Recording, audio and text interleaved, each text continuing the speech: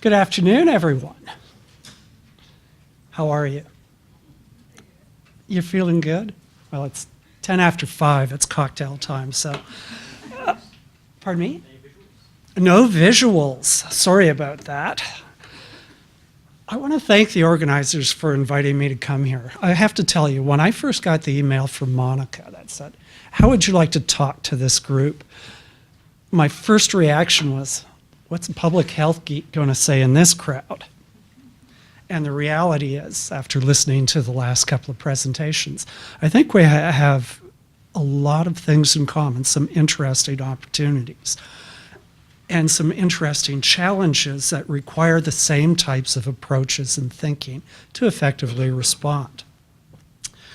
I've also had the opportunity to work both in that risk assessment vein in government situations and also in the public health side.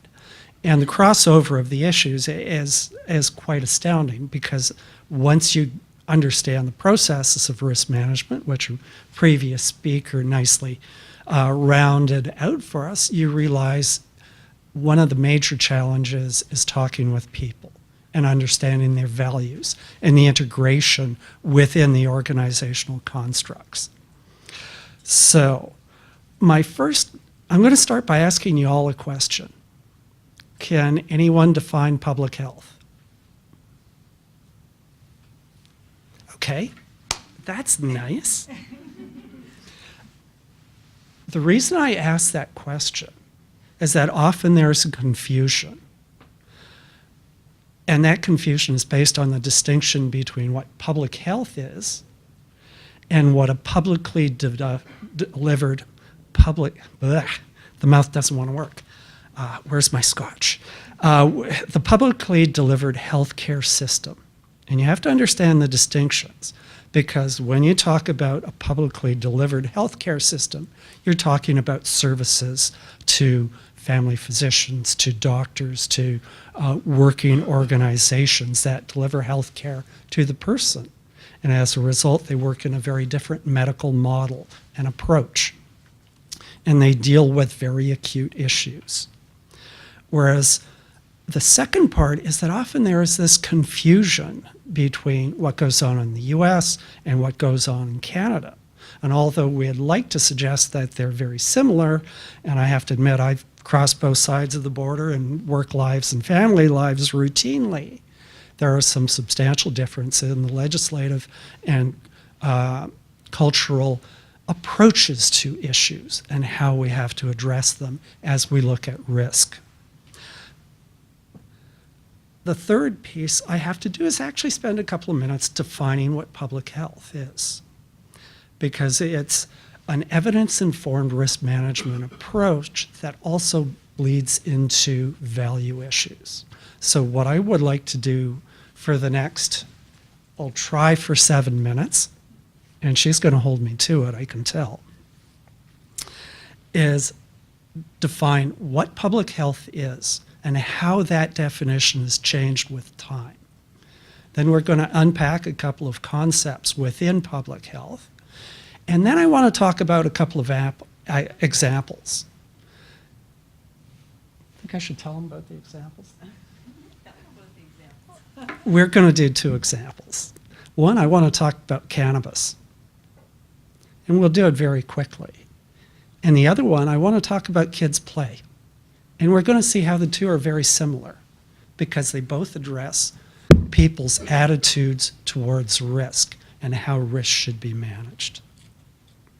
So let me start with a quick definition of public health. First thing, there have been various definitions over the lifespan of public health. In fact, in our association, CPHA, we're 110 years old, and it all started with addressing disease outbreaks along Front Street in Toronto and doctors getting concerned. Since then, you've seen it grow and evolve and morph so that you started looking from that initial infectious disease control perspective to moving into things like nutrition and exercise recommendations and the like. Then over time, we've started transitioning into social determinants of health. things like education, housing, financial requirements for life, all of which have changed and addressed the perspective that we've put on decision making. What John Last defined public health as 50 years ago was one of the organized efforts of society to protect, promote, and restore the people's health. He changed that over time. And why is it important that we note change? Well, I'll talk to it in a couple of minutes. He changed it, and now he uses the definition somewhat like public health can describe a concept, a social institution, a set of scientific principles and technologies, and a form of practice. So it speaks about how you do your business. And in fact, the effort has been moving upstream to look at population health as the perspective and how to prevent illness and disease.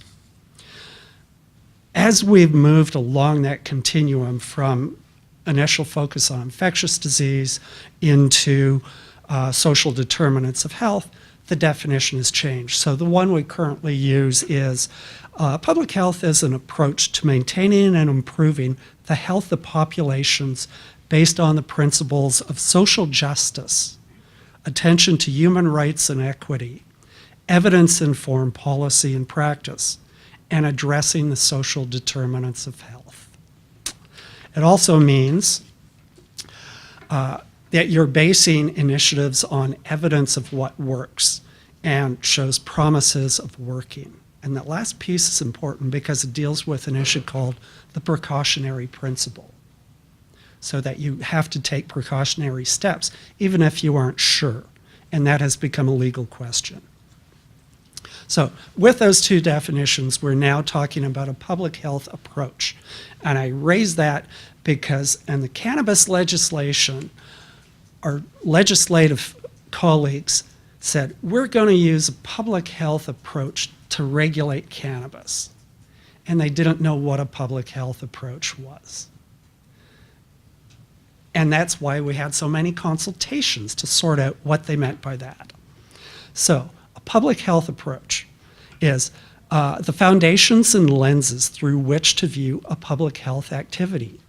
They're concepts of social justice and health equity, which relate to social determinants of health, that whole idea of equity and social justice. But it's also based on the interconnectivity of our 5 main building blocks. And these are the evidence base. What does the data tell you? Risk assessment. What are the affected policy areas and program areas? And do you evaluate your projects at the end?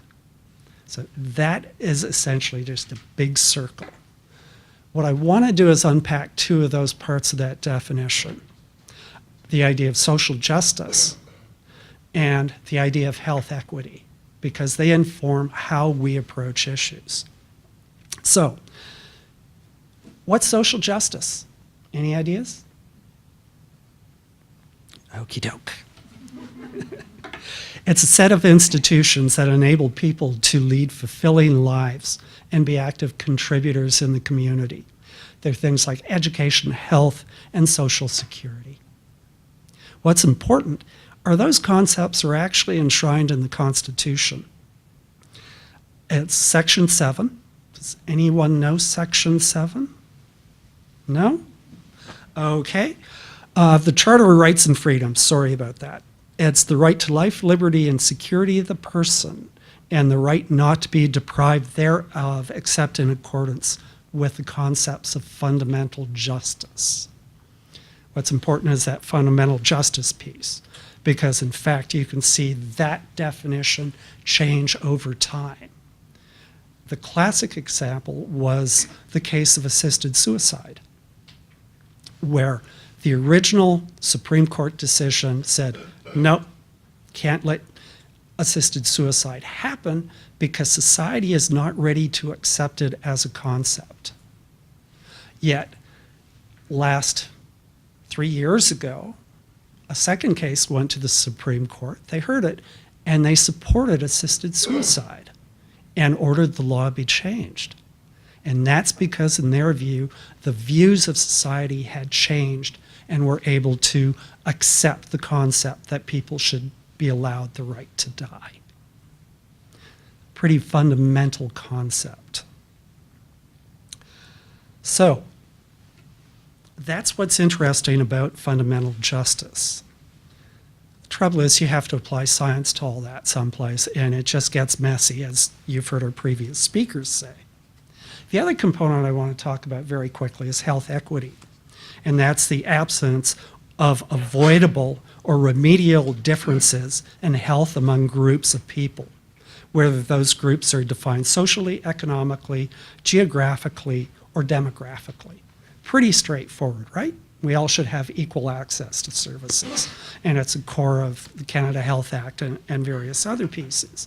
So in fact, we need to keep those two concepts, social justice and health equity, clear when you're talking about public health issues.